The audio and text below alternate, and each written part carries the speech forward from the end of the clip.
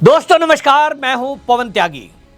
दोस्तों मैंने जैसा आपको पहले बताया कि ये जो राहुल गांधी है ये अमित शाह के खिलाफ एक बहुत बड़ा आंदोलन पूरे देश में छेड़ना चाहता है। मैंने आपको पिछले हफ्ते बता दिया था कि ये जो राहुल गांधी है ये टारगेट करेगा सीधा सीधा अमित शाह को, और कारण एफसीआरए का कानून। एफसीआरए पर मैंने अलग से वीडियो की है विस्तार से कि एफसीआरए का जो नया एक्ट मोदी सरकार लाने जा रही है संसद में, उसका विरोध ये पूरा विपक्ष क्यों कर रहा है, किस तरह से हमारे देश में एनजीओ जो चलाते हैं उनका पूरा एक सिस्टम देश विरोधी एक्टिविटी में बहुत सारे एनजीओ का लगा हुआ है, और धर्मांतरण इस देश में चल रहा है जिसको रोकने के लिए मोदी सरकार एफसीआरए एक्ट में बदलाव करने जा रही है। कड़ा कानून उसमें होगा जिसके बाद खुलकर धर्मांतरण नहीं हो सकेगा। देश में एनजीओ विदेशों से फंड लेकर और इस देश विरोधी अभियान, जैसे अभी कॉकरोच पार्टी का आंदोलन चला हमने देखा, किसान आंदोलन चला हमने देखा, सीए का विरोध चला हमने देखा कि किस तरह से विदेशों से लोग फंड कर रहे थे इन आंदोलनों को, क्योंकि उनको लग रहा था कि भारत को कमजोर करने के लिए और भारत की सरकार का तख्ता पलट करने के लिए जो लोग बैठे हैं धरना प्रदर्शन में इनकी मदद की जाए। तो देश विरोधी ताकतें उनको चंदा करती हैं, और विदेशों से जब पैसा दिया जाता है तो उसमें भारत का कानून अभी तक उतना सख्त नहीं था, और इसीलिए ये मोदी सरकार ने तय किया कि इस कानून को सख्त किया जाए। राहुल गांधी की बेचैनी इसी से है क्योंकि कई सारी धर्मांतरण करने वाले जो लोग हैं वो कहीं ना कहीं लिंक्ड अप हैं इन कांग्रेस पार्टी के नेताओं से, और इसीलिए आप याद करिए पिछले दिनों अमेरिका का एक विदेश मंत्री आता है और वो सीधा लैंड करता है बंगाल में, कोलकाता में, और जाता कहां है? मिशनरियों से मिलने। ये सब एक गठजोड़ है जिसमें टीएमसी भी शामिल है, समाजवादी पार्टी के अखिलेश यादव शामिल है, जिसमें अरविंद केजरीवाल शामिल है, क्योंकि सबसे ज्यादा यदि कहीं धर्मांतरण इस समय किसी राज्य में हो रहा है तो वो है पंजाब। भारत की सबसे बड़ी चर्च यदि कहीं बन रही है वो है पंजाब, और इसीलिए इनको लगता है कि ये अमित शाह को टारगेट किया जाए। अगर अमित शाह गृह मंत्री जब तक है तब तक ये कड़े कानून और उनका इंप्लीमेंटेशन किया जाएगा, और इसलिए राहुल गांधी अमित शाह को किसी भी कीमत पर वो सोचता है कि इसको गृह मंत्रालय से हटा दिया जाए। अब कैसे हटाएंगे? सरकार तो 2029 तक है, और जो मैं हमेशा कहता रहा हूं कि भैया 2029 के बाद गृह मंत्री अमित शाह वो हो सकता है प्रधानमंत्री बन जाएं। तो ये टारगेट करते हैं, और इस टारगेट करने में जो राहुल गांधी है उसके षड्यंत्र का खुलासा इसी से होता है कि वो देश की संसद में जहां झूठ बोलना अपराध है किसी भी सांसद के लिए, लेकिन राहुल गांधी वहां खड़े होकर झूठ बोल जाते हैं। और अमित शाह पर अभी हाल ही में जो कॉकरोच पार्टी का आंदोलन दिल्ली में चला और 20 तारीख को जो सड़कों पर अराजकता हुई, संसद में घुसने का प्रयास इन कॉकरोचों ने किया, उस पर जो पुलिस ने रिएक्शन किया, आंसू गैस के गोले, पैलेट गन का प्रयोग खाली एक जगह हुआ यानी एक ही सिपाही के द्वारा, और उसके अलावा लाठी चार्ज करने पर पुलिस जब मजबूर हुई तो आप सोचिए कि ये नेता प्रतिपक्ष है, पूरी दुनिया इसकी बात सुनती है, और ये संसद में खड़े होकर राहुल गांधी क्या कह रहा है? राहुल गांधी कह रहे हैं कि यहां गोली चली है, फायरिंग हुई है, और तो और वो कहते हैं कि इसका आदेश अमित शाह ने दिया है। मीडिया में बाहर आकर वो ये कहते हैं कि अगर अमित शाह ने नहीं दिया तो किसने चलाई ये बताओ। तो भाई क्या आपको पुलिसकर्मी का नाम बता दें, एड्रेस बता दें ताकि आप उसकी लिंचिंग कर दो? ये पुलिस का जॉब है कि उसको जो जिम्मेदारी दी जाती है उसको निभाना है, और पुलिस को एक जिम्मेदारी दी गई कि ये जो कॉकरोच पार्टी के आह्वान पर पब्लिक बुलाई गई है, पुलिस के पास इसकी जानकारी थी कि उसमें लगभग 3000 के करीब अपराधी भी हैं, खूंखार अपराधी। तो इनको किसी भी कीमत में संसद में घुसने नहीं दिया जा सकता, क्योंकि इनमें हत्या के आरोपी भी हैं, और हो सकता है अगर ये संसद में घुस गए तो नेपाल बांग्लादेश की तरह ये प्रधानमंत्री की हत्या तक भी कर सकते हैं। टारगेट तो प्रधानमंत्री है, टारगेट गृह मंत्री है, तो पुलिस ने अपनी ड्यूटी दी है। लेकिन राहुल गांधी संसद में खड़े होकर कह रहे हैं कि ये तो अमित शाह के आदेश थे। सुनिए आप राहुल गांधी क्या कह रहे हैं। Sir, the Home Minister authorized the shooting of our students, sir. He put pellets into the blood of our students. He ordered the students of India to be shot. सुना आपने? ये नेता प्रतिपक्ष राहुल गांधी हैं। उनको झूठ बोलने में कतई संकोच नहीं है। उनको यह भी पता है कि संसद के अंदर मैं कुछ भी बोल दूं उस पर कार्रवाई क्या होती है।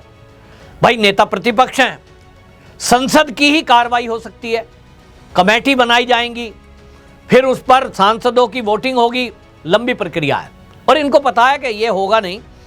अब से पहले भी राहुल गांधी की आदत रही है कि वो कुछ भी संसद में बोल दें। इनको पता है कि हम तो इस देश के मालिक रहे हैं।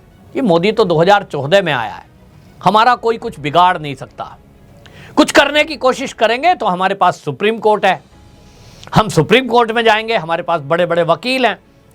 और इसलिए देश के खिलाफ कुछ भी माहौल बनाओ, कुछ भी षड्यंत्र कर दो, हमारा कुछ हो नहीं सकता। ये जो एरोगेंस है, ये जो इनके अंदर अहंकार है, ये कैसे टूटेगा मुझे नहीं पता।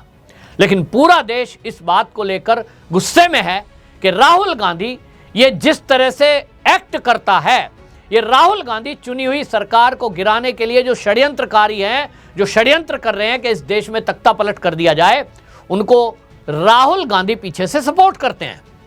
आप सोचिए, राहुल गांधी इस देश के नेता प्रतिपक्ष है, एक सांसद है, प्रधानमंत्री के घर के गेट के बाहर ये सांसद नहीं, आम पब्लिक की भीड़ लेकर वहां बैठ जाते हैं।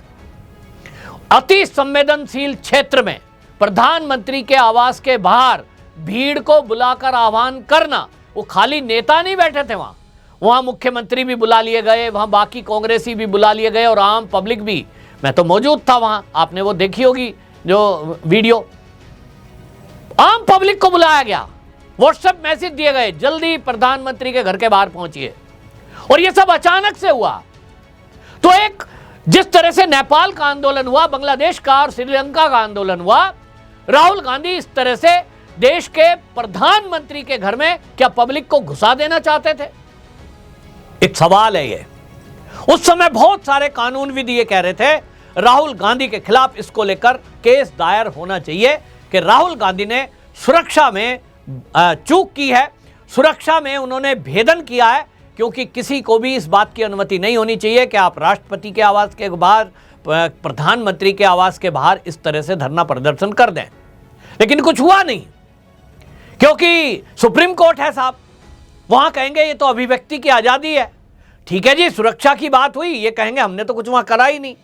अरे भाई, आप वहां बैठे हो, आपके पास मीडिया है और मीडिया में कैमरे हैं, कोई भी कैमरे से वहां की पूरी वीडियो बना लेगा, जबकि उस सड़क पर खड़े होकर गेट के बाहर कोई भी व्यक्ति, भारत का नागरिक भी क्यों ना हो, वो वहां वीडियोग्राफी नहीं कर सकता।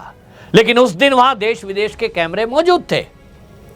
तो ये सुरक्षा में भेद करना नहीं है, क्या करना चाहते हो, लेकिन इनका कुछ होता नहीं। अब अमित शाह पर जो आरोप लगा रहे हैं ये बहुत गंभीर है, और इस पर किरण रिजिजू जी खड़े हुए और उन्होंने संसद में कहा कि यह बहुत गंभीर विषय है।